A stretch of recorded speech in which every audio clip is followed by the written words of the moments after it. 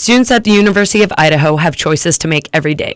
Deciding between pizza or a bagel for lunch may not seem as important as whether or not to attend class, yet many choices made are not always the healthiest. And everyone knows the saying, you are what you eat. Unfortunately, for many students, this means unsatisfactory. It all begins with the freshman 15, a myth for some or a reality for others that begins when students are cut away from their parents to begin lives as young independent adults. The question behind the myth would seem to be whether or not this case of health abuse comes from the options available at school or simply the choices a student makes for themselves. We're standing outside the freshman tower with Tanner and Haley, both freshmen at the University of Idaho, here to talk about their experience eating at Bob's. So, Tanner, what was your impression of Bob's?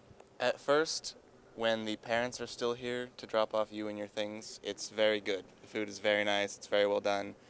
And then the parents leave, and it takes kind of a turn for substandard. It gets not as good. Haley, do you have any dietary restrictions? Personally, I don't, but I do have a lot of preferences as far as like healthy foods and the way that things are prepared. So I kind of stray away from the less healthy options, but that kind of just leaves me with the salad bar and every once in a while like some noodles, but that's pretty much it. Have you heard about the freshman 15? I have, and I fortunately did not experience that, and not exactly sure why.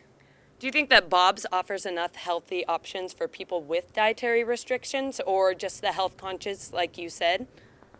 I think maybe. They have the signs next to the food saying if it's vegan or vegetarian or what are the nutritional values in it, so I think they're definitely trying to portray that. Any other thoughts on Bob's? I would just have to say, I definitely agree with the whole that it kind of took a turn for the worse as far as the substandard, how everything kind of, all the food is prepared, because every once in a while they have meat that's cold and Dried chicken. Yeah, and dry chicken. I just experienced that 20 minutes ago. But everything is kind of okay. It's just kind of hard to find actual big meals that are prepared for you that are actually good tasting and good for you. And do you find if you get tired of Bob's that there's other healthy options for you available on campus? Well, there's the food in the Commons. They have a deli bar and a Chinese food sort of place, and there's Denny's. Denny's isn't exactly a healthy option, but we do have options. Mm-hmm. And then you can have stuff in your fridge in your room. So overall, are you satisfied with what the University of Idaho provides for you as far as food? Overall, yeah, there are a ton of really, really great options. Like you said, the ones in the Commons are really great. It's just a matter of making sure that you have enough flex dollars on your Vandal card to be able to use those options, whereas I've experienced I always have an extra amount of meals at Bob's, so I feel more inclined to use those than I do in the other more, I would say, tasty options that are elsewhere. What about cost? Do you think that cost kind of drives what you choose on campus? And do you think that there are healthy options that are at a reasonable price? I found it's kind of expensive to try to eat healthy. And not just here, even at the grocery store, you find vegetables and stuff and healthy drinks cost a lot more than sodas and candy bars. But here, it seems like it has a good balance. It's definitely costly to go to the marketplace just because it's a on-campus thing and things cost more there, but you kind of assume that when you buy on the campus. So I'd say yes, cost is fine. Bob's Place is a main eating hall for freshmen with a meal plan. Freshmen can also have flex dollars in which students can spend around school at other venues. Bob's is the most popular, serving breakfast, lunch, and dinner options.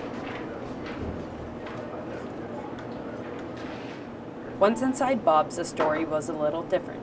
With clearly marked vegetarian and vegan options, we found healthy meals were indeed available. However, ice cream and treat stands were also available. For those with celiac disease and with other gluten allergies, a separate toaster and gluten-free products were labeled in their own station. Inside Bob's, we spoke with Patrick Cleland, the general manager at Bob's, who told us about the operations behind the scenes and spoke in contrasting opinion to the freshmen's bandwagon-like views of Bob's. He said that the more unhealthy but popular items such as chicken nuggets and fries are something that must be available to students due to high demand. He also stated that there are people with health concerns and those who wish to eat well, and for that there is no short supply of fruits and vegetables and salad bars well stocked with the good stuff. Outside of Bob's, we asked one more freshman their thought on the food. You know, I gotta tell you, it's amazing that there's no good food here to eat. But, you know, I will say, at least there's food, right? At least we have food. What do you mean by no good food? You mean healthy or just poor quality? You know, I would say it's the diversity. There's no diversity. It's kind of bland, just the same thing over and over again. And, I mean, you know, where's the help for us? I mean, you know, where's the choice? What do you typically eat when you're at Bob's? You know, I usually stick with like a pizza, breadstick, because they always have pizza every single day, and a good salad to level it out. So I get my veggies. So do you feel like there's trouble with the freshman 15 amongst your peers? Oh yeah, so much, easily. Activity is hard to come by unless you get involved yourself, and then the food, no help, and then you go back to your prison dorms, designed by a prison architect, and just gain on the pounds. And do you ever eat other on-campus options? Well, I mean, we got the Denny's and stuff, but then again, you got your fried, greasy foods there, whether you go there or, you know, your TLC or you go to the Commons, and you still got greasier food even so. So if you were a vegetarian, would you have trouble eating on campus, you think? Oh, yeah, actually, majorly. I never thought about that. Mm-hmm. Yeah, I would. It would seem, to an extent, that in the end, pizza was more tempting than the salad bar to most students. Without parents to dictate what they eat anymore, who is to say that ice cream isn't okay for lunch after all? Reporting for Mostly Moscow News, I'm Rebecca Johnson. Until next time.